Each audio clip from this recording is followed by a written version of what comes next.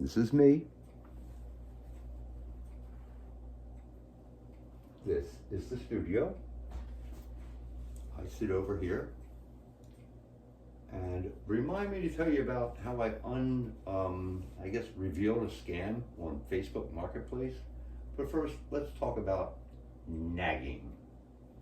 It's a sound. It comes from the original word in Middle English, the sound that horses make. Neigh. EI is an A and GH is a G. In modern English, nag. Now, what does a donkey do? It brays. B-R-E-I-H-S. Donkeys are a beast of burden. Equus asinus, from the Latin, they're all descended from the wild ass of Africa. Donkey ears, that's a pun on donkey ears, their length, that's reinforced by the idea that they live a long time. Perhaps from dun, the Old English, Middle English as well, it's the given name Duncan. Meanwhile, let's go back to donkeys and braying. The definition number 2 of donkey is a stupid or foolish person, derived from the word braggadocious, boastful or arrogant, as opposed to bray, B-R-E-I-G-H, which is feminine. In Gaelic, the name is Brianna. Interesting. I have a granddaughter named Brianna. Don't know anybody named Duncan. All right, so far you follow me on this one? I hope everything's being recorded. So let's get back to headlines and everything. Oh, by the way, you can call me Reverend, the Church of Universal Life. Anybody can do it. So just call me Don. You don't have to call me Reverend. You can call me Dr. Don, even though I don't have a MD or a PhD, but you can probably get one of those online. Anyway, I try to write stuff and put it out there. So this is the latest little thing I wrote, and just for you. You have to believe. Only you determine your future. Do not forget the past. Be in the present. Live for the future. No one can steal your happiness. Learn to live and love again. It is never too late. Do not give up and do not surrender. You have but one lifetime here. Make this a better place. Be a star in your universe. Believe in yourself. And it's, not bad. Whatever. That's me reading my stuff. So now we talk about nagging. I'm going to talk about those people on that submarine. I know you heard about it, and there's lots of links. I'll put them up on the useful information page. And by the way, for YouTubers, we'll get to this later. This is the Book of Useless Information. I hope it's not a copyright violation. I requested permission, and Oscar Wilde said right on the back, it is a very sad thing that nowadays there is so little useless information. This book is useful information, lots of facts. And that's what we want to talk about here at Making Sense. Now, where was I? I went off on a wild tangent. I do it all the time. I wanted to talk about the people on the submarine that paid $250,000 each to go for a ride on a mini submersible. There's a video, check out the website, from CBS News, when they checked it out, a minivan video game controller and 5 people on board, $250,000 a pop. That's $1.25 million in the pocket of this craft that was if you watch the video, I'm going to try not to laugh, but the lighting came from Camper World. The controller, he pushes the buttons that is like an elevator. It should work like an elevator, up and down. And then the controller for this experimental, non-regulated, submersible vehicle was controlled by a video game controller. And on Sunday at 6 a.m., I believe it was, I'm not sure. Anyway, Sunday, this past week, they disappeared off the radar. Well, there's no cell phone signals underwater. The submersible, now everybody's talking about the amount of air that they have. Well, okay, 96 hours worth of air, 5 sets of lungs. Food, do they have any food? Well, how about water? How about going to the bathroom? Well, if you watch the video, there's a little cup you can pee in, because the plan is hop on and go down, take a look at it, and come back up. Well, it didn't work out that way, did it? Now there's a massive search and rescue operation looking for this submersible. What are they going to find when they find it? Now, it's secured with 17 bolts externally. There's no way out of that thing. I think this epitomizes survival of the fittest. Will they get on each other's nerves? And there's a child on board too. Survival of the fittest. How long can that one person last? Now, one set of lungs can a lot more oxygen than 5. As far as urination and defecation, imagine the smell. What are they drinking? Now, you can drink blood, being very, very graphic. And if you think about it, visualize what it must be, have been like on that craft. And they all signed a waiver knowing they could die. Even the father of the child, because he's under 18. And he's one of the richest men in Pakistan. The other is a billionaire world adventurer.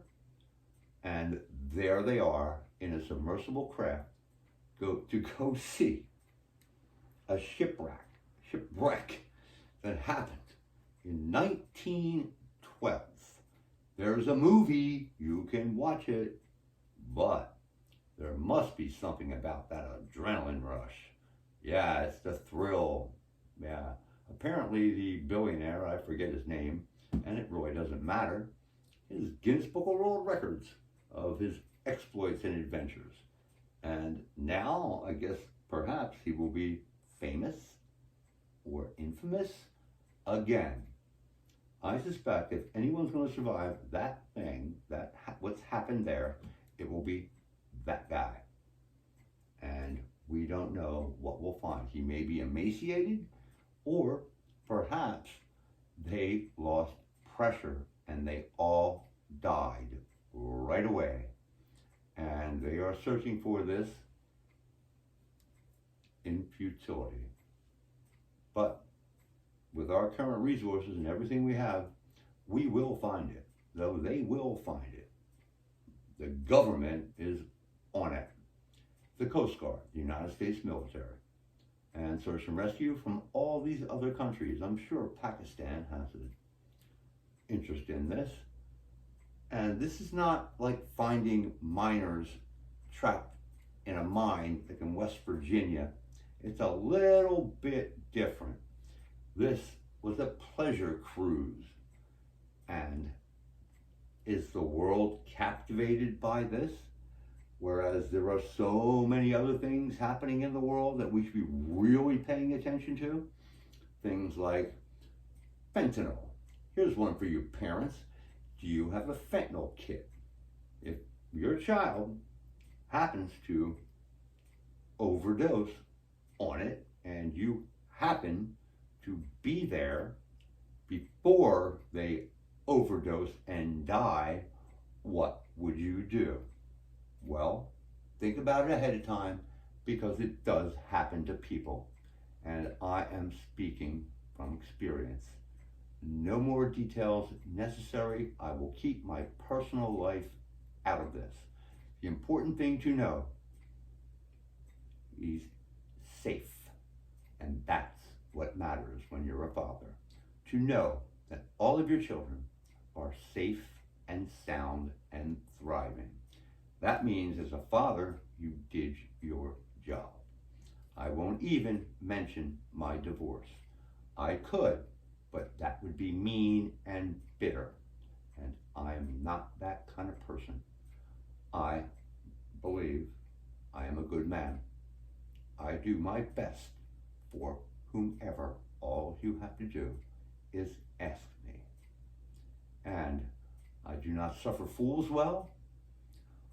I do not like narcissists, sociopathic, opposite of empath.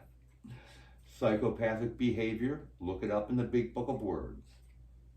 I won't even, or maybe I will, look up narcissism in the book of useless information. I think maybe I'll do that as we speak. This way, there's no music, nothing going on. Let's see if there is something on narcissism. There's lots of information in this book.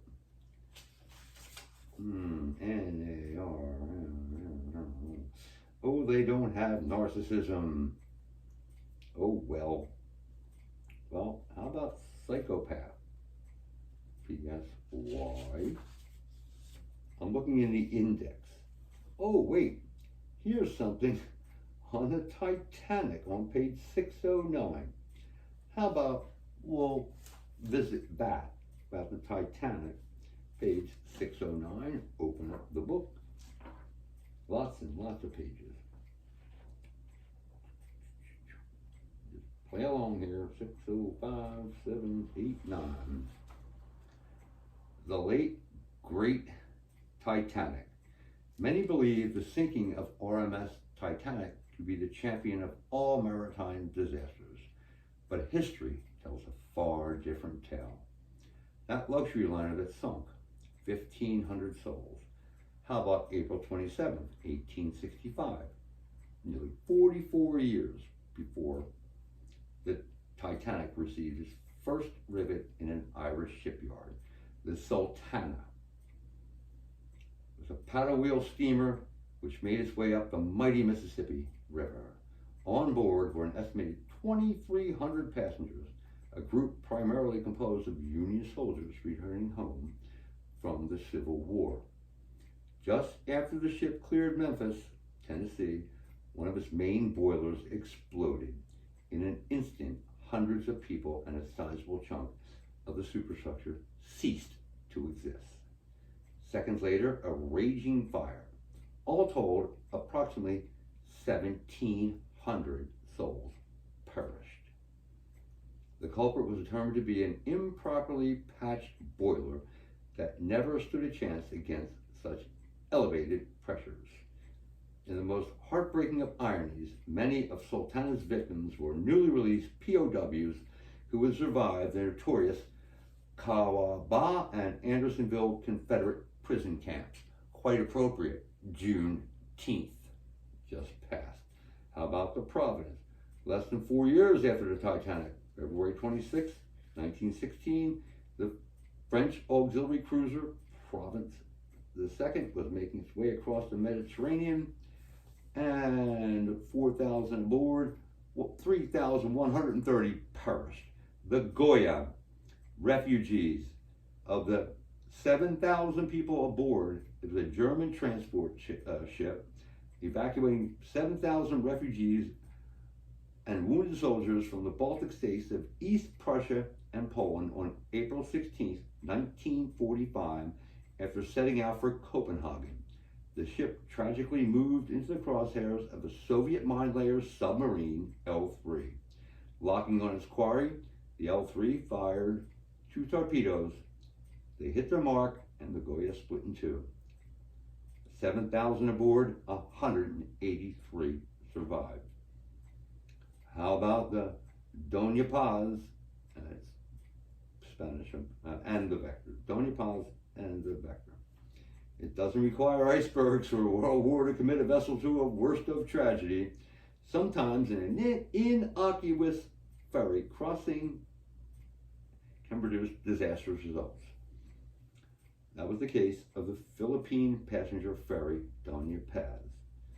As the craft negotiated the Tabla Strait, December 20th, 1987, it struck the oil tanker Vector. Nearly 9,000 barrels of petroleum ignited into a firestorm and spread onto the Doña Paz.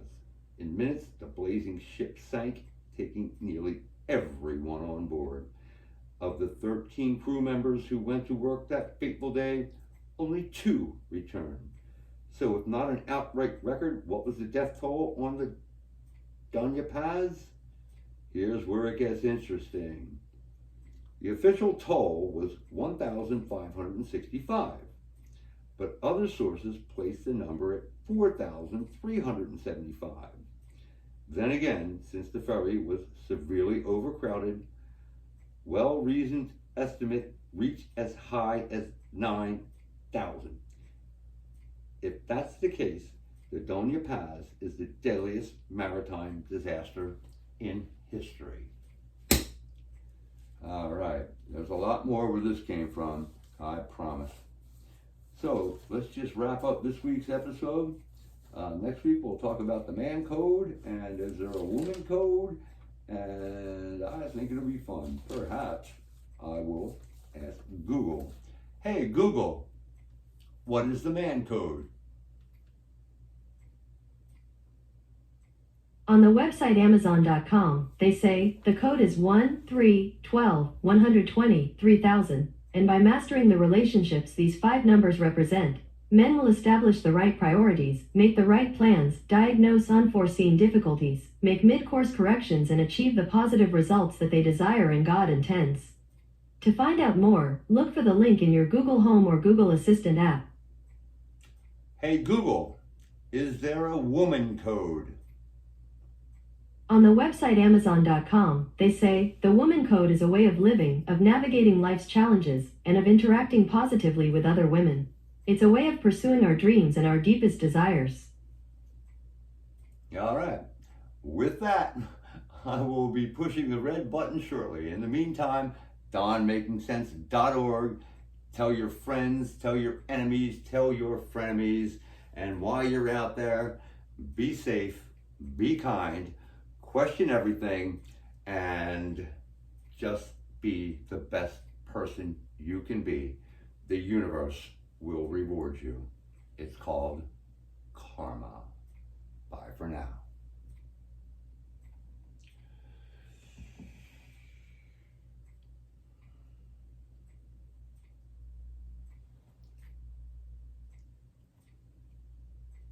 Save.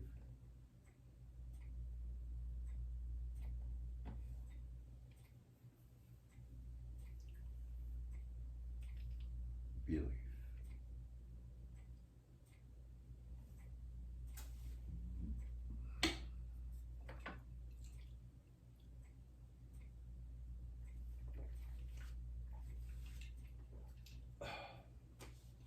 What I call it.